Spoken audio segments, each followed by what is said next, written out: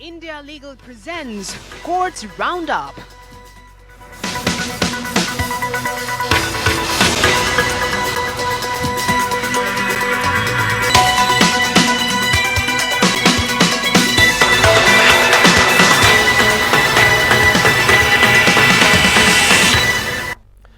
नमस्कार, मैं हूं आपके साथ रविंद्र सिंह। कोर्ट्स राउंडअप में आपका स्वागत है। इस बुलेटिन में अगले आधे घंटे में हम आपको कोर्ट से जुड़ी तमाम छोटी बड़ी खबरों से रूबरू करवाएंगे। कोर्ट की कार्यवाही और सुप्रीम कोर्ट से लेकर हाई कोर्ट और लोअर कोर्ट्स तक के फैसलों को आपके सामने रखेंगे। आगे बढ़ने से पहले एक नजर डालते हैं सुर्खियों पर। सुप्रीम कोर्ट ने कहा कि माननीयों की अभिव्यक्ति की आजादी पर अतिरिक्त प्रतिबंध नहीं। मंत्री के बयान के लिए सरकार जिम्मेदार नहीं। अलग फैसले में जस्टिस नागरत्ना ने कहा, मंत्री आधिकारिक क्षमता में अपमानजनक बयान देता है तो सरकार जिम्मेदार। मनरेगा योजना घोटाला की आरोपी निलंबित आईएएस पूजा सिंघल को मिली अंतरिम जमानत। सुप्रीम कोर्ट ने ईडी को जमानत याचिका पर 3 सप्ताह में जवाब देने को कहा। अंतरिम जमानत अवधि तक झारखंड में न रहने का निर्देश। सुप्रीम कोर्ट ने डीएम के सामने धर्म परिवर्तन की घोषणा के खिलाफ मध्य प्रदेश हाईकोर्ट के आदेश पर रोक लगाने से किया इनकार। कहा, सभी धर्मांतरण अवैध नहीं है। जारी किया notice.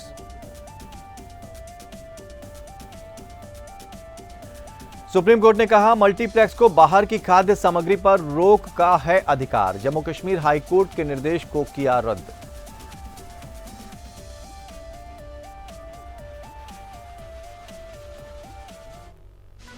India Legal presents Courts Roundup.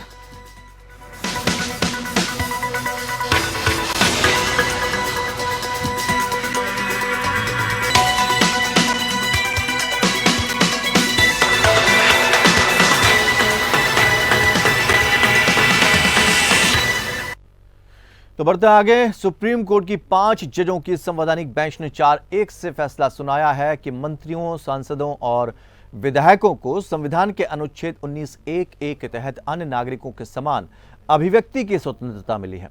ऐसे में सांसदों, विधायकों की अभिव्यक्ति की आजादी के मौलिक अधिकार पर प्रतिबंध नहीं लगाया जा सकता है। किसी भी मंत्री के बयान को लेकर अप्रत्यक्ष रूप से सरकार को जिम्मेदार नहीं ठहराया जा सकता। वहीं जस्टिस बीवी नागरत्ना ने अपने अलग फैसले में कहा कि अगर कोई मंत्री अपनी आधिकारिक क्षमता में अपमानजनक बयान देता है तो ऐसे बयानों को सरकार के लिए जिम्मेदार ठहराया जा सकता है।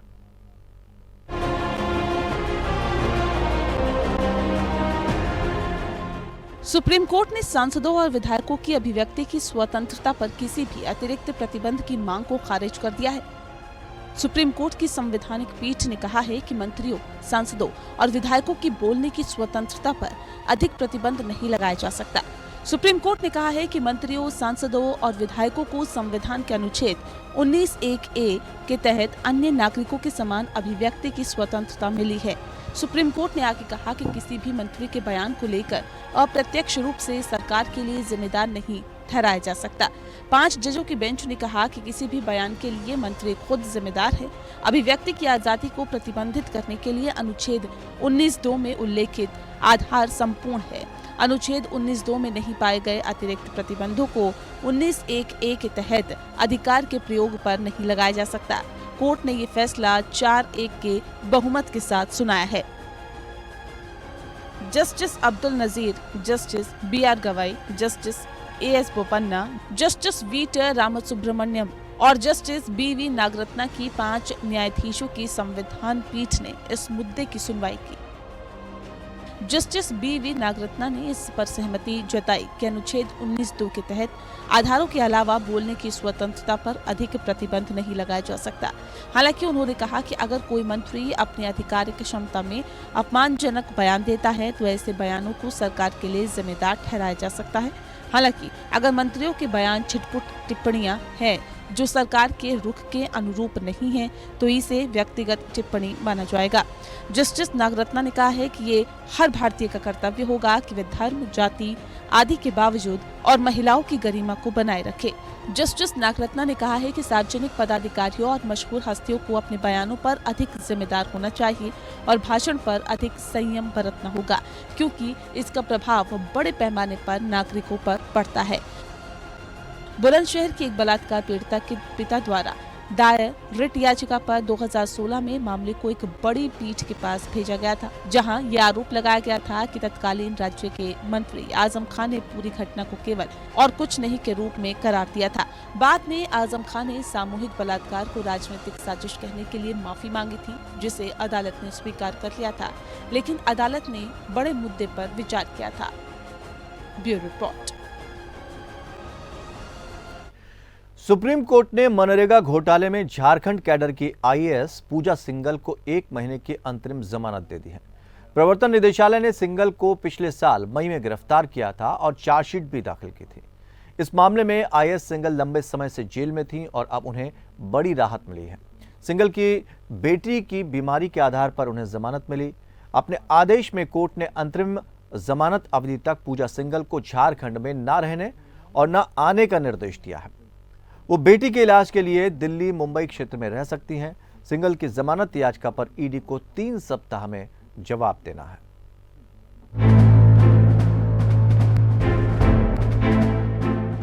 मनी लॉन्ड्रिंग के आरोप में झारखंड की निलंबित महिला आईएएस अधिकारी पूजा सिंघल को सुप्रीम कोर्ट से 1 महीने के लिए अंतरिम राहत मिल गई है। उन्हें ये जमानत मेडिकल ग्राउंड पर मिली है। सिंघल को गिरफ्तारी के 7 महीने 23 दिन बाद ये अंतरिम जमानत मिली है। 2000 बैच की भारतीय प्रशासनिक सेवा की अधिकारी पूजा सिंघल को 11 मई को प्रवर्तन निदेशालय ने गिरफ्तार किया था। उनके ऊपर मनरेगा योजना में कथित अनियमितता करने का गंभीर आरोप है। उच्चतम न्यायालय ने पूजा सिंघल को अपनी बीमार बेटी की देखभाल के लिए 1 महीने के लिए अंतरिम जमानत दी है।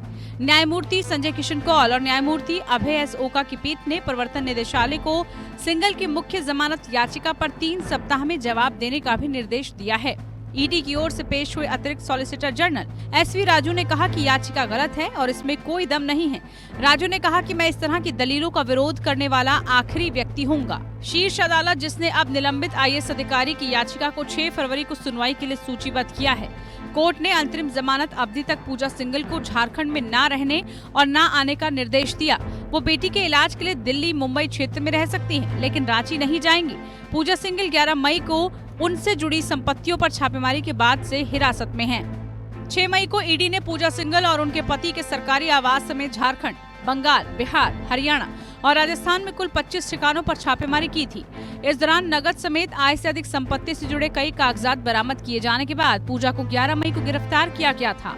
ईडी ने राज्य के खान विभाग के पूर्व सचिव सिंघल पर मनी लॉन्ड्रिंग का आरोप लगाया है और कहा है कि उनकी टीम ने 2 अलग-अलग मनी लॉन्ड्रिंग जांचों के तहत कथित अवैध खनन से जुड़े 36 करोड़ रुपए से अधिक की नकदी जब्त की है। खूंटी में हुई मनरेगा घोटाले मामले में ईडी ने पूजा सिंघल को गिरफ्तार किया था। ईडी की छापेमारी में उनके सीए सुमन कुमार के कार्यालय से 19 करोड़ रुपए बरामद हुए थे। फिलहाल इस मामले में निचली अदालत में ट्रायल चल रहा है। झारखंड हाईकोर्ट में जमानत याचिका रद्द होने के बाद पूजा सिंघल ने सुप्रीम कोर्ट में याचिका दाखिल की थी। मनी लॉन्ड्रिंग मामले में पूजा सिंघल झारखंड कैडर की 5वीं आईएएस अधिकारी है, जिसे जेल भेजा गया है। Bureau report, APN news.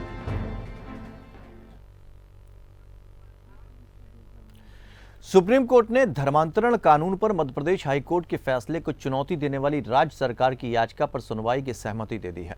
इसके साथ ही शीर्ष कोर्ट ने कहा कि धर्मांतरण के सभी मामलों को अवैध नहीं माना जा सकता। मध्य प्रदेश हाईकोर्ट ने जिला कलेक्टर की इजाजत के बगैर अंतर धार्मिक विवाह करने वाले जोड़ों पर मुकदमा चलाने से राज्य सरकार को रोक दिया है। इसे राज्य सरकार ने शीर्ष कोर्ट में चुनौती दी है। सुप्रीम कोर्ट के जस्टिस एमआर शाह और जस्टिस सीटी रविकुमार की पीठ ने मामले में नोटिस जारी करते हुए आगे सुनवाई के लिए 7 फरवरी की तारीख तय की है। सॉलिसिटर जनरल तुषार मेहता ने मध्य प्रदेश हाईकोर्ट के आदेश पर रोक लगाने का आग्रह किया था, लेकिन सुप्रीम कोर्ट ने कोई भी निर्देश जारी करने से इनकार कर दिया। मेहता ने कहा कि अवैध धर्मांतरण के लिए शादियां की जा रही हैं और इस पर हम आंखें बंद कर बैठ नहीं सकते। मध्य प्रदेश हाईकोर्ट ने अपने अंतरिम आदेश में राज्य सरकार को आदेश दिया कि वो सहमति से अंतर धार्मिक शादी करने वाले वयस्कों पर मध्य प्रदेश धार्मिक स्वतंत्रता कानून या एमपीएफआरए की धारा 10 के तहत मुकदमा न चलाए। मध्य प्रदेश हाईकोर्ट ने 14 नवंबर को कहा था कि इस कानून की धारा 10 असंवैधानिक है। इस धारा के तहत धर्मांतरण के इच्छुक नागरिकों को जिला कलेक्टरों की पूर्व मंजूरी लेना अनिवार्य है। मध्य प्रदेश धार्मिक स्वतंत्रता कानून के तहत झूठ बोलकर या झांसा देकर प्रलोभन, धमकी, अनुचित प्रभाव, जबरदस्ती शादी करने या किसी अन्य धोखाधड़ी के माध्यम से धर्मांतरण को प्रतिबंधित किया गया है। इस कानून के प्रावधानों को चुनौती देने वाली 7 याचिकाओं पर मध्य प्रदेश हाईकोर्ट ने उक्त अंतरिम आदेश दिया है। याचिकाकर्ताओं ने अधिनियम के तहत किसी के खिलाफ मुकदमा चलाने से मध्य प्रदेश सरकार को रोकने के लिए अंतरिम राहत का आग्रह किया था।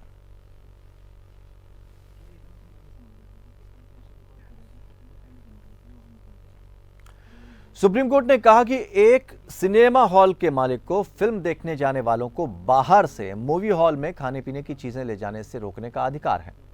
प्रधान न्यायाधीश डीवाई चंद्रचूड़ और न्यायमूर्ति पीएस नरसिम्हा की खंडपीठ ने इसे रेखांकित किया। एक सिनेमा हॉल ऐसे हॉल के मालिक की निजी संपत्ति है और वो ऐसे नियम और शर्तें रखने का हकदार है जो वो उचित समझे, बशर्ते कि वे सार्वजनिक हित या सुरक्षा के विपरीत ना हो। कोर्ट ने कहा, सिनेमा हॉल के मालिक को भोजन और पेय पदार्थों के प्रवेश को विनियमित करने का अधिकार है जो उपलब्ध है। उसका उपभोग करना पूरी तरह से फिल्म देखने वालों की पसंद पर है। दर्शक मनोरंजन के लिए हॉल में जाते हैं। कोर्ट ने कहा कि अगर कोई दर्शक सिनेमा हॉल में प्रवेश करता है तो उसे सिनेमा हॉल के मालिक के नियमों का पालन करना पड़ता है और यह स्पष्ट रूप से थिएटर मालिक के व्यावसायिक निर्णय का मामला है। इसलिए न्यायालय ने जम्मू और कश्मीर उच्च न्यायालय के एक निर्देश को रद्द कर दिया जिसने मल्टीप्लेक्स और मूवी थिएटरों को सिनेमा हॉल में अपने स्वयं को भोजन और पेय पदार्थों को ले जाने से रोकने के लिए मल्टीप्लेक्स और मूवी थिएटरों को आदेश दिया था।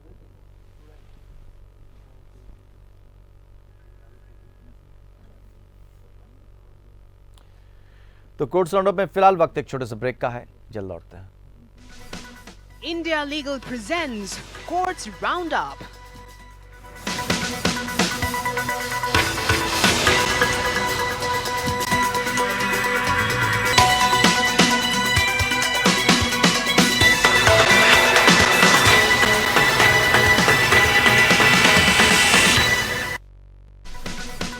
India Legal presents Courts Roundup.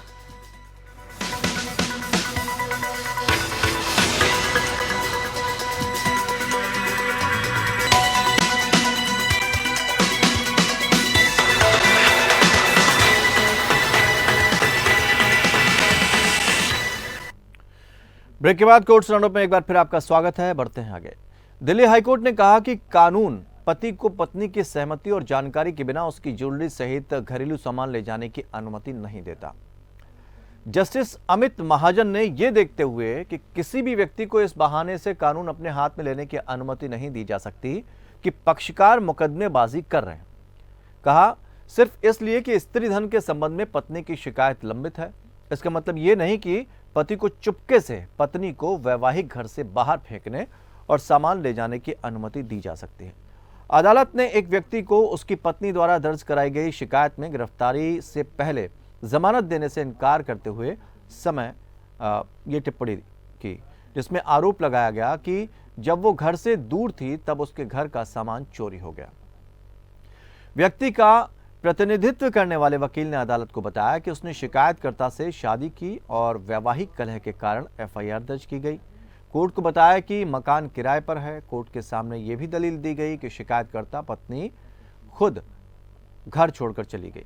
उसके वकील ने आगे कहा कि उनके पास घर के किराए के घर को छोड़ने के अलावा और कोई विकल्प नहीं बचा था, इसलिए उसने सामान हटा दिया। शिकायतकर्ता का प्रतिनिधित्व करने वाले वकील ने कहा कि वो 3 दिनों के लिए अपने माता पिता के घर गई और जब वो वापस लौटी तो वहां ताला लगा पाया।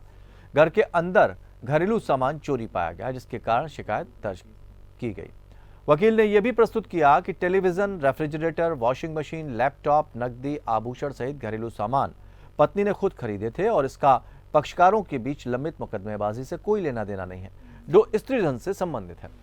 जस्टिस महाजन ने यह देखते हुए कि पति ने किराएदारी छोड़ दी और शिकायतकर्ता पत्नी को सूचित किए बिना सामान हटा दिया, कहा भले ही आवेदक शिकायतकर्ता का पति है, कानून पति को भी इस तरह से ज्वेलरी सहित घरेलू सामान लेने की अनुमति नहीं देता। बॉम्बे हाईकोर्ट की औरंगाबाद खंडपीठ ने बलात्कार के एक मामले में आरोपी के खिलाफ दर्ज एफआईआर को रद्द कर दिया। सुनवाई के दौरान कोर्ट ने कहा, यह स्वीकार करना बहुत मुश्किल है कि एक घनी आबादी वाले आवासीय इलाके में रहने वाली विधवा, जिसके पहले से 2 बच्चे भी हैं, उसके साथ एक बार नहीं बल्कि कई मौकों पर बलात्कार किया जा सकता है।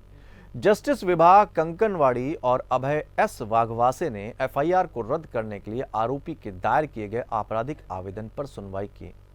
एफआईआर दर्ज करने वाली महिला का दावा है कि अर्जी दायर करने वाले ने पानी पीने के बहाने उसके घर में जबरदस्ती घुसकर उसके साथ शारीरिक संबंध बनाए थे। मुखबिर का दावा है कि वो पानी पीने के बहाने घर के अंदर घुस गया। जब वो अंदर गई तो आरोपी ने भी उसका पीछा किया, उसे शर्मिंदा किया, चाकू दिखाकर डराया और जान से मारने की धमकी भी दी। इसके अलावा उसने उसके साथ बलात्कार किया। एफआईआर दर्ज करवाने वाली महिला शादीशुदा है और उसका एक बेटा और बेटी है। कैंसर की बीमारी की वजह से महिला के पति की मौत हो गई थी। इस मामले में महिला की दलीलें सुनकर कोर्ट ने कहा कि बलात्कार की प्राथमिकी कथित मामले में शुरू होने के 6 महीने बाद दर्ज की गई। वहीं महिला के बयान से पता चलता है कि आरोपी शख्स उसका पड़ोसी है जो नियमित तौर पर उसके घर आता था और यहां तक कि कई बार उसकी मदद भी करता था। उसने ऑपरेशन के लिए उसे अपना एटीएम कार्ड भी दिया था। हाईकोर्ट के मुताबिक आरोपी और महिला के बीच काफी पहले से जान पहचान थी। ऐसे में ये स्वीकार करना मुश्किल है कि घनी आबादी वाले रिहायशी इलाके में रहने वाली 2 बच्चों की विधवा का एक बार नहीं बल्कि कई मौकों पर जबरन बलात्कार किया है। इसलिए आवेदक को इस तरह के आरोपों का सामना करने में न सिर्फ कठिनाई होगी बल्कि उसके साथ बड़ा अन्याय भी होगा।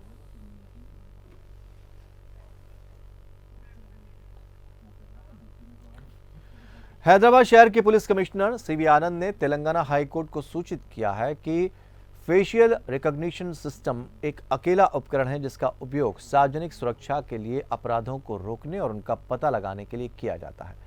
उपकरण का उपयोग मुख्य रूप से संदिग्ध आतंकवादी, आदतन अपराधियों, खूंखार अपराधियों, लापता व्यक्तियों, अज्ञात शवों की पहचान करने के लिए किया जाता है। यह सार्वजनिक स्थानों पर लगे सीसीटीवी कैमरों से जुड़ा नहीं है और वास्तविक समय की प्रोफाइलिंग, सामूहिक निगरानी के लिए उपयोग नहीं की जाती। अधिकारी हैदराबाद के एक 37 वर्षीय निवासी द्वारा दायर याचिका का जवाब दे रहे थे जिसमें उनकी तस्वीर के दुरुपयोग की आशंका थी। कथित तौर पर कोविड-19 लॉकडाउन के दौरान पुलिसकर्मियों द्वारा क्लिक किया गया था। याचिकाकर्ता मसूद ने आरटीआई अधिनियम के तहत इस संबंध में जानकारी मांगी थी और बाद में निजता के उल्लंघन का आरोप लगाते हुए उच्च न्यायालय का दरवाजा खटखटाया था। याचिका में आरोप लगाया गया है कि एफआरएस सार्वजनिक स्थानों पर लगे सीसीटीवी कैमरों से जुड़ा हुआ है और बड़े पैमाने पर जनता पर निगरानी के लिए इसका उपयोग किया जाता है। सभी आरोपों से इनकार करते हुए कमिश्नर ने अपने हलफनामे में प्रस्तुत किया। इस अपराधी डेटाबेस का एक्सेस सभी राज्य पुलिस को दिया गया है। हालांकि उन्होंने कहा कि ये इनबिल्ट सुरक्षा उपायों के साथ आता है। हलफनामे में यह भी कहा गया है कि एफआरएस बड़े पैमाने पर लोगों की निजता के अधिकार का उल्लंघन नहीं करता है, कोई व्यापक निगरानी नहीं है।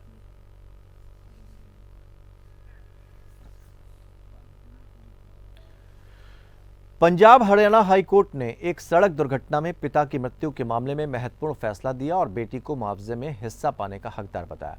कोर्ट ने कहा कि हमारे पारंपरिक समाज में विवाहित बेटियों पर माता पिता उचित ध्यान देते हैं। उन्हें त्योहार और अन्य अवसर पर नकद और अन्य प्रकार के उपहार दिए जाते हैं। ऐसे में पिता की मृत्यु के साथ बेटी न केवल उनके प्यार और स्नेह से वंचित हुई है बल्कि उसे भी इसका आर्थिक नुकसान उठाना पड़ा है। लिहाजा मुआवजे में हिस्सा पाने की वो भी हकदार है। जस्टिस हरविंदर सिंह मदान ने यह आदेश एक सड़क दुर्घटना में ट्रिब्यूनल द्वारा मृतक की विधवा को मुआवजा दिए जाने के फैसले के खिलाफ बीमा कंपनी द्वारा दायर अपील को खारिज करते हुए दिए हैं। मार्च 2016 में एक ट्रक की टक्कर से ड्राईक्लीन की दुकान चलाने वाले दुकानदार की मौत हो गई थी।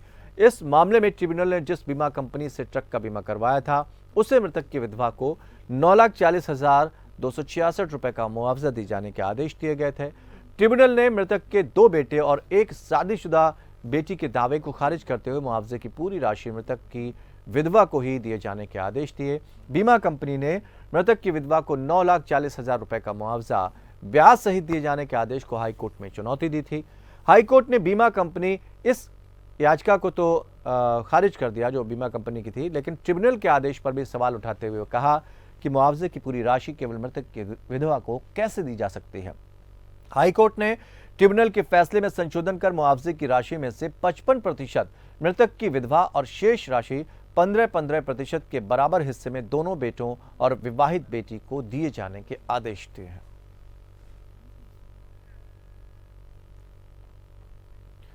बॉम्बे हाईकोर्ट ने हाल ही में एक मामले में कहा कि अदालत जब किसी आरोपी की न्यायिक हिरासत बढ़ा देती है तो मुकदमा चलाने की मंजूरी से इनकार हिरासत के बढ़ाने को अमानत नहीं कर देता। टिप्पणी के साथ कोर्ट ने महाराष्ट्र संगठित अपराध नियंत्रण अधिनियम 1999 के तहत एक मामले में डिफॉल्ट जमानत देने से इनकार कर दिया। कोर्ट ने कहा, एक बार जब विशेष अदालत ने कारण बताते हुए जांच की अवधि को 180 दिनों तक बढ़ा दिया तो मुकदमे की मंजूरी से इनकार से विशेष अदालत द्वारा दी गई 90 दिनों की विस्तारित अवधि खत्म नहीं होगी या यहां तक कि विशेष अदालत द्वारा दी गई विस्तारित अवधि भी कम नहीं होगी। बॉम्बे हाईकोर्ट ने हाल ही में एक मामले में कहा कि अदालत जब किसी आरोपी की न्यायिक हिरासत बढ़ा देती है तो मुकदमा चलाने की मंजूरी से इनकार हिरासत के बढ़ाने को अमान्य नहीं कर देता। टिप्पणी के साथ कोर्ट ने महाराष्ट्र संगठित अपराध नियंत्रण अधिनियम 1999 के तहत एक मामले में डिफॉल्ट जमानत देने से इनकार कर दिया। जस्टिस सुनील बी शुक्रे और जस्टिस एम.डब्ल्यू. चंदवानी की नागपुर स्थित खंडपीठ ने कहा कि मकोका के तहत स्पेशल जज द्वारा न्यायिक हिरासत को 90 दिनों तक बढ़ाने की शक्ति और मकोका के तहत अभियोजन की अनुमति देने के लिए अतिरिक्त डीजीपी की शक्ति के अलग अलग उद्देश्य हैं। अदालत ने कहा, दूसरे शब्दों में न्यायिक हिरासत बढ़ाने की शक्ति जांच की सुविधा के लिए मौजूद है, जबकि अनुमति की शक्ति अभियुक्तों के मुकदमे की सुविधा के लिए है। अदालत ने सीआरपीसी की धारा 167(2) के तहत 7 पुरुषों को डिफॉल्ट जमानत से मजिस्ट्रेट के इनकार के आदेश के खिलाफ दायर एक याचिका खारिज कर दी। मकोका की धारा 23 के तहत एक विशेष अदालत मकोका के तहत किसी भी अपराध का संज्ञान एडीजीपी रैंक के पुलिस अधिकारी की पूर्व मंजूरी के बिना नहीं ले सकती है। अदालत ने कहा कि न्यायिक हिरासत को बढ़ाने की शक्ति का प्रयोग अदालत द्वारा किया जाता है, जबकि मुकदमा चलाने की अनुमति देने या अस्वीकार करने की शक्ति का प्रयोग एक पुलिस अधिकारी द्वारा दिया जाता है। यह हिरासत बिना किसी बाधा के प्रभावी और त्वरित जांच सुनिश्चित करने के लिए है, जबकि विशेष अदालत को मकोका के तहत अपराध का संज्ञान लेने में सक्षम बनाने के लिए मंजूरी आवश्यक है।